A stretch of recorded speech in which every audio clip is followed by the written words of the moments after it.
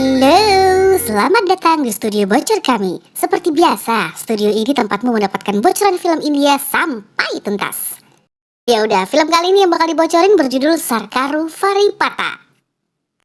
Pemeran utama dari film ini adalah Mahesh Babu sebagai Mahesh atau Mahi, lalu ada Kirti Suresh sebagai Kalavati.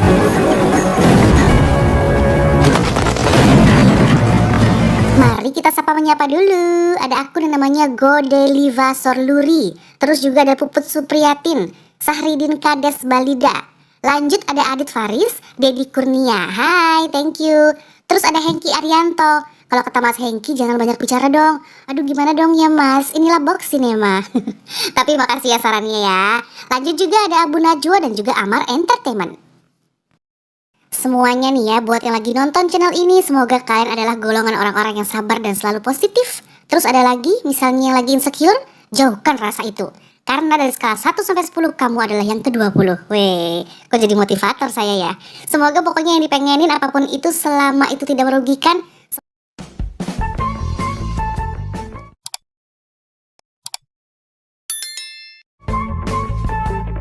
Sudah diawali dengan kesedihan. Seorang suami istri yang kebingungan karena hutang menumpuk. Habis itu tanah dan juga rumah mereka akan segera disita plus dilelang. Karena nggak sanggup menghadapi kenyataan ya, dimana mana mereka menghadapi jalan buntu. Mereka berdua, suami istri ini malah bunuh diri. Dan sang anak bangun tidur langsung ngeliat pemandangan kedua orang tuanya yang gantung diri. Ya ampun, bangun tidur loh lihat jasad orang tuanya, gila. Nggak kebayangan ya mentalnya si anak ini kayak gimana. Singkat cerita, ayahnya meninggalkan surat untuk anaknya. Dia minta maaf dan meninggalkan warisan uang koin 1 rupiah. Rumah dan tanah orang tuanya tetap disita bank dan dilelang 15.000 rupiah. Baiklah. Anak laki-laki ini bernama Mahesh, dipanggil Mahi. Dia membuat tato di lehernya, tato uang 1 rupiah tadi. Beberapa tahun kemudian, Mahi kecil sudah menjadi laki-laki dewasa, ganteng dan juga mapan. Kok bisa? Ceritanya dimulai. Suatu hari nih ya, Mahi ini dirampok sama beberapa orang yang gak main-main lah guys ya. Sementara Mahinya sendirian, tapi dia berani menghadapi mereka. Perampok ini malah ditawarin ngutang ke dia gitu, suruh minjem duit aja ke dia gitu. Gak boleh ngerampok, ada-ada aja ya. Intinya dia malah promo untuk pinjam uang ke perusahaan dia, bernama Mahi Finance Corporation di Miami. Di tengah-tengah dia lagi menghadapi para perampok itu, seseorang menelpon Mahi, namanya Kishore. Dia ini adalah anak buahnya Mahi ya. Si Kishore ini pas tahu kalau Mahi lagi dihajar perampok, Kishore langsung komen, aduh kasihan deh para perampok itu. Nah, kayaknya Mahi ini lebih wow dan lebih menakutkan loh guys. Dan ternyata benar, semakin si perampok itu menghajar, ia semakin tergugahlah si Mahi untuk membalas. Satu persatu, jelas kalah dong dan kabur dari Mahi.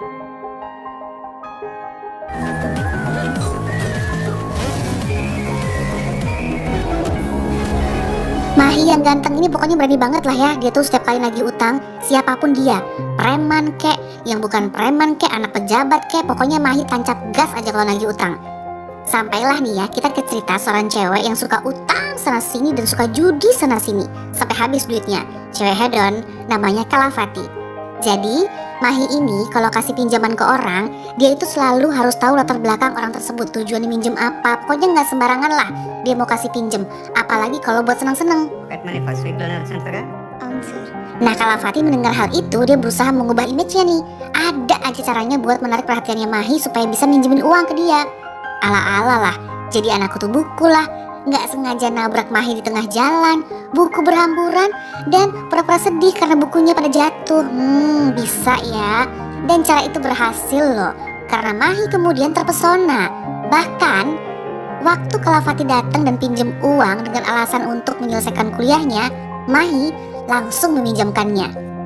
Padahal ya guys, biasanya Kishore itu selalu diminta wawancara dan selalu minta ID card ke peminjam lah kalau tiap ada yang mau minjem duit di Mahi Finance ini gitu.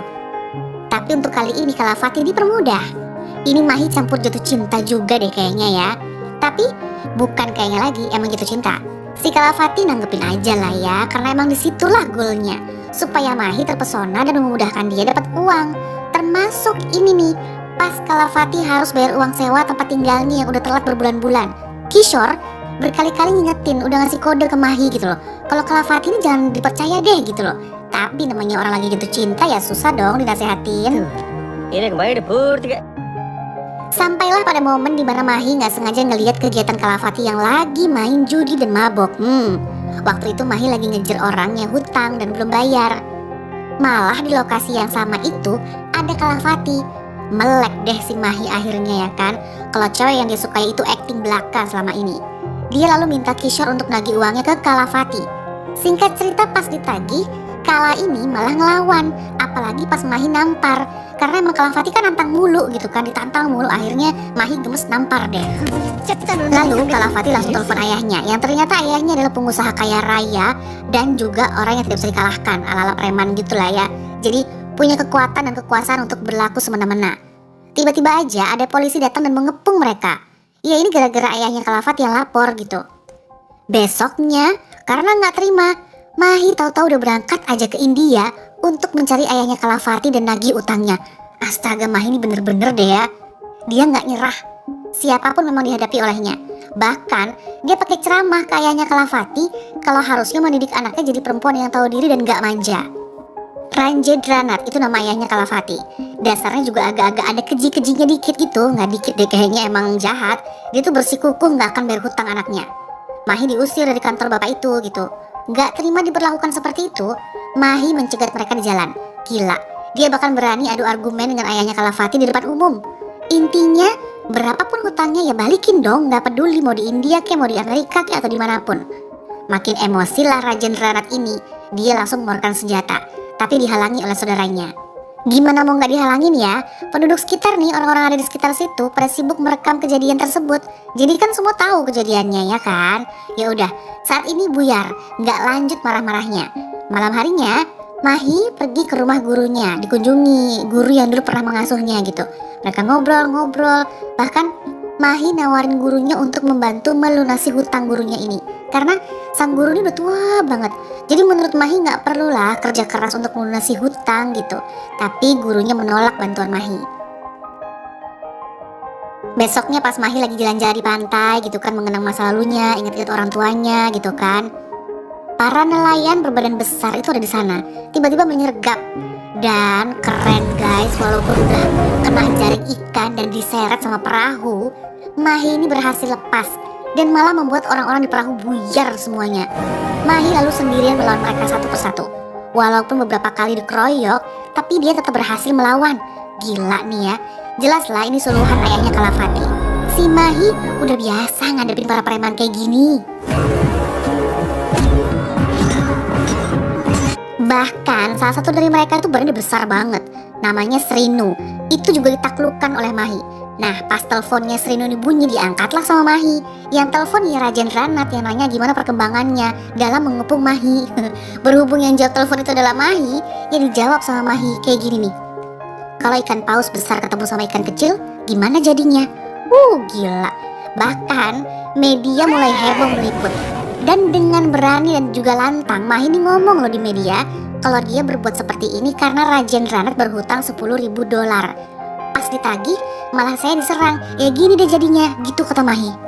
ACP polisi yang lagi nonton berita ini langsung telepon Ranjendranat. Dia nanya kok bisa jadi kayak gini sih gitu. Ranjendranat malah minta ACP ini bantu mengurus semuanya sampai tuntas. Dia akan dibayar beberapa juta rupiah gitu pokoknya. Nah, Pak polisi ini gemes.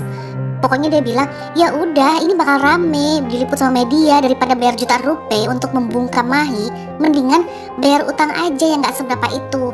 Akhirnya Ranjendranat mau mendengar nasihatnya ACP. Kemudian Mahi ini diundang ke kantornya. Jadi dia tuh intinya akan bayar utang beserta bunganya lah ya. Asal, ada asalnya, ada syaratnya. Mahi harus bilang ke media kalau Mahi ini harus ngaku dirinya adalah pemeras. Intinya demi membersihkan nama Ranjendranat dan juga keluarganya. Ranjendranat ini soalnya emang dia tuh udah terpandang banget di daerah itu gitu, di Vizag namanya. Sementara Mahi kesel dong disuruh kayak gitu. Masa iya disuruh menjatuhkan namanya sendiri gitu. Tapi Mahi ini juga sempat ngomong kayak gini, kenapa sih harus lanjutin drama lagi gitu. Tapi gak tahu kenapa ya, Mahi mau dan dia setuju. Saya curiga nih apa rencananya Mahi.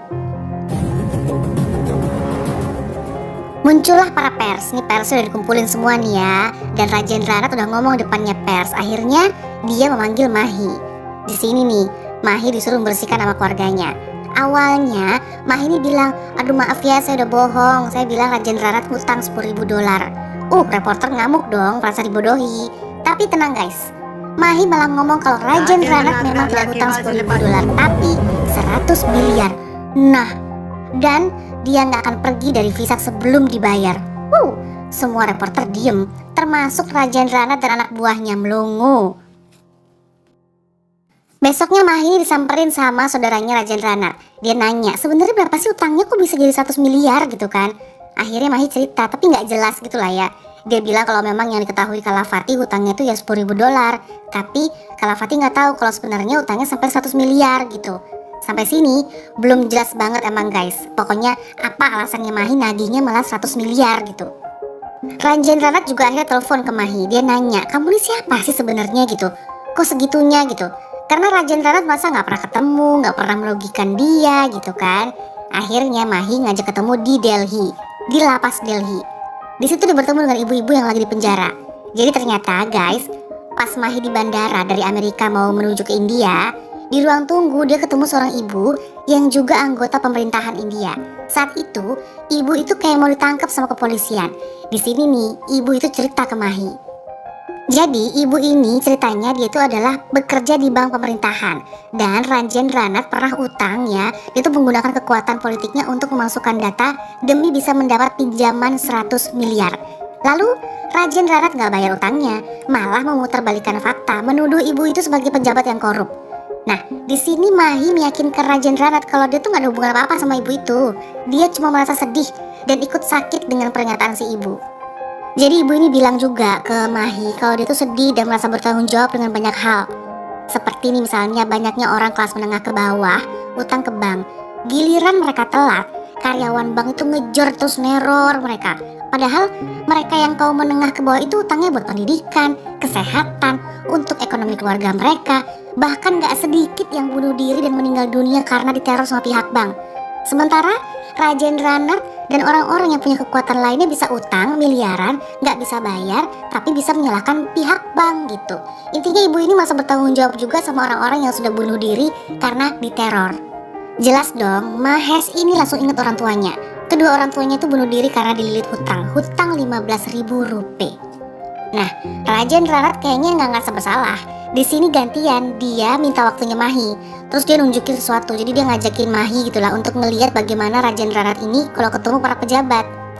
Rajen Ranat bilang akhirnya 100 miliar itu dia pinjem, uang itu digunakan untuk apa? Untuk partai. Terus dia distribusikan 10 miliar itu ke tiap-tiap negara bagian, sisanya untuk mempertahankan bisnisnya. Lanjut nih ya, Mahi dan juga Rajen Ranat malah berdebat lagi di sini. Mahi itu berjanji akan membuat Rajen Ranat menjadi ayah yang bertanggung jawab dalam mendidik anak perempuannya dan juga bayar utang. Bahkan dia juga menjamin besok jam 11 siang akan ada surat peringatan dari bank untuk Rajen Ranat bayar utang. Sementara si bapak yang berkuasa ini dengan tegas bilang kalau dia penguasa Vizak, yang jelas Mahi gak akan bisa berbuat apa-apa dalam rangka melawan Rajen Ranat. Dengan udah tekad bulat banget ya, besoknya Mahi ini datang ke bank, ketemu sama kepala bank dan minta dia mengeluarkan surat untuk Rajen Ranat. Tapi setiap kali Mahi ngomong, kepala bank ini kayak nyelimur, kayak gak mau dengerin gitu, sibuk sendiri. Mahi kesel nih, awal-awal dia tahan, ngomong lagi, terus bapak ini nyelimur lagi, gak pura-pura gak denger gitu. Udah mulai kesel langsung ngamuk dan ceramahlah dia di sini, ngomong tentang peran bank untuk masyarakat. Nah, semua seisi bank dan customernya dengerin Mahi nih ya. Lagi-lagi dia pakai cara gak akan keluar dari bank kalau pihak bank belum mengeluarkan surat peringatan untuk Rajen Ranat. Akhirnya kepala bank ini mau ngaku kalau semua petugas ini jelas gak punya keberanian. Tapi salah satu asisten manajer dari bank tersebut tiba-tiba ngeprint sebuah surat peringatan untuk si Rajen Ranat gitu kan. Dan dia bersedia ikut Mahi untuk nagih utangnya untuk kasih peringatan.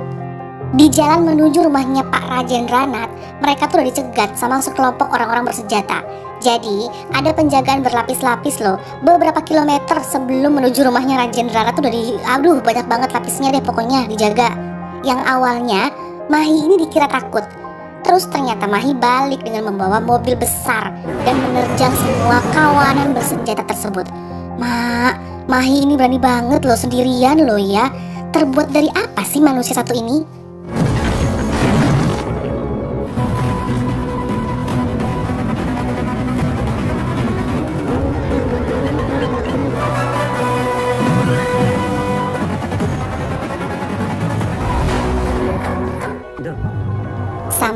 rumah Rajendranat nih. Sang asisten manajer bank membacakan surat peringatan tersebut. Dan akhirnya Mahi pergi. Selanjutnya nih guys, si Baraju, adiknya Rajendranat nih saudaranya, kan datang menjemput Kalafati yang emang pulang ke India. Terus dia bahas tentang Jessie yang katanya ada kaitannya utang 100 miliar itu gitu. Nama Jessie ini kan emang sempat disebut-sebut sama si Mahi. Kan itu kayaknya cuma ada-ada aja, mengada-ngada si Mahi gitu ke Subaraju. Padahal nih ya, sampai detik ini belum jelas nama Jessie itu ada nggak sih sebenarnya gitu kan, yang ada hubungannya kaitannya dengan 100 miliar tadi gitu. Tapi karena penasaran, Subaraju dan Kala menemui Mahi. Masih kekeh dia cari tahu gitu kan. Tapi kocaknya nih, mereka tuh nurut sama permintaannya Mahi gitu. Jadi Mahi ini minta, pokoknya setiap sore Subaraju tuh mesti bawa Kala ke rumahnya untuk nemenin dia tidur. Tenang, nemenin tidur tuh cuma buat tumpangan kakinya. Ya ampun, gila ya. Mahi ini ngerjain mereka gitu. Bahkan Kala juga diminta masak, diminta nyuci bajunya gitu tuh. Pokoknya dia mau aja walaupun bete gitu loh, demi mencari jawaban tentang Jessie yang tak kunjung mereka dapat. Bahkan Kala ini kayaknya ketagihan sama rutinitasnya. Dia kayak malah justru nggak bisa tidur kalau kakinya nggak ditumpangin sama kakinya si Mahi. Dia sampai nagih ke pamannya, nanya, Mahi nyuruh aku dateng nggak gitu. Tapi kayaknya emang si Kala mulai suka deh ya. Oke baiklah, kita lupakan aktivitasnya atau rutinitasnya Kala sama Mahi. Suatu hari, asisten manajer bank, masih inget kan yang sempet ngasih surat peringatan ke Rajendranat, itu datang ke tempatnya Mahi. Dia ngasih tahu kalau ada surat dari mahkamah yang menangguhkan kasus hutangnya Rajendranat. Mau bilang apa kalau udah mahkamah yang ikut terlibat? Saat itu juga Rajendranat lalu telepon Mahi dan ngejek-ngejek Mahi dan bicara arogan lagi. Dia merasa bangga atas kekuatan politiknya yang bisa mengendalikan banyak hal. Di situ ada Kalafati yang dengar percakapan ayahnya. Barulah dia sadar, barulah dia ngeh kalau emang ayahnya nih ngaco. Ternyata si Mahi nagih-nagih 100 miliar itu emang murni karena kekacauan ayahnya gitu. Nah, Kalafati juga tahu dong yang diperjuangkan Mahi ini adalah hal yang benar. Karena dia juga tahu gimana ayahnya yang susah dikalahkan. Lalu Kalafati ini berusaha menyelamatkan Mahi. Jadi Kala datang ke rumahnya Mahi dan ngasih beberapa cek kosong ke Mahi. Dia minta ya Mahi untuk ninggalin India, balik ke Amerika aja, karena dia nggak mau Mahi kenapa-napa gitu. Tapi Mahi menolak tawaran Kala. Nah, setelah kejadian inilah Kala nunjukin kalau dia naksir sama Mahi. Kan benih-benih perasaan muncul deh. Masalah yang lainnya muncul lagi guys. Mahi suatu waktu dia berusaha melindungi gurunya yang lagi diteror penagih hutang dengan kasar. Mahi mukul para penagih hutang ini. Dia ngasih pelajaran lah ya. Tapi malam harinya penduduk setempat malah marahin Mahi. Mereka merasa di situ tuh lingkungannya para pejabat gitu, bukan tempatnya Mahi.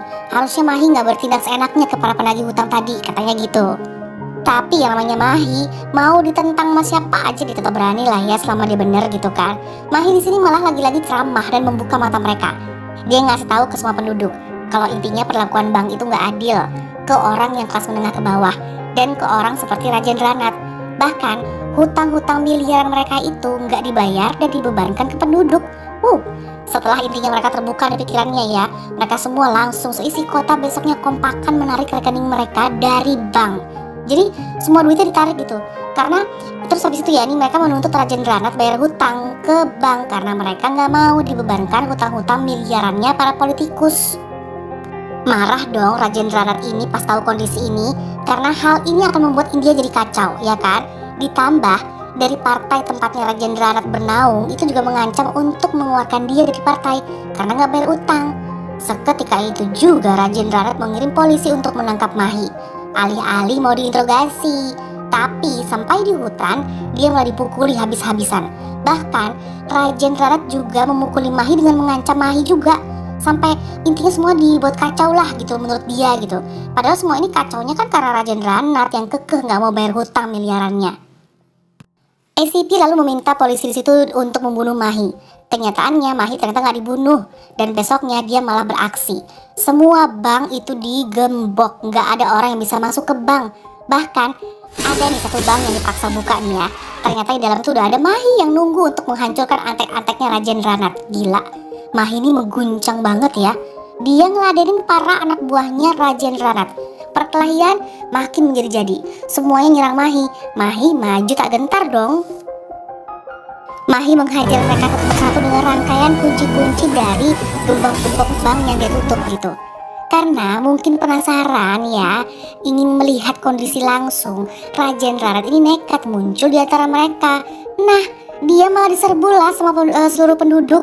Rasain. Tapi Mahi muncul dan menyelamatkan dia. Jadi diajak masuk ke mobil. Mahi ngajak Rajen Rarat kabur sampai pinggiran kota.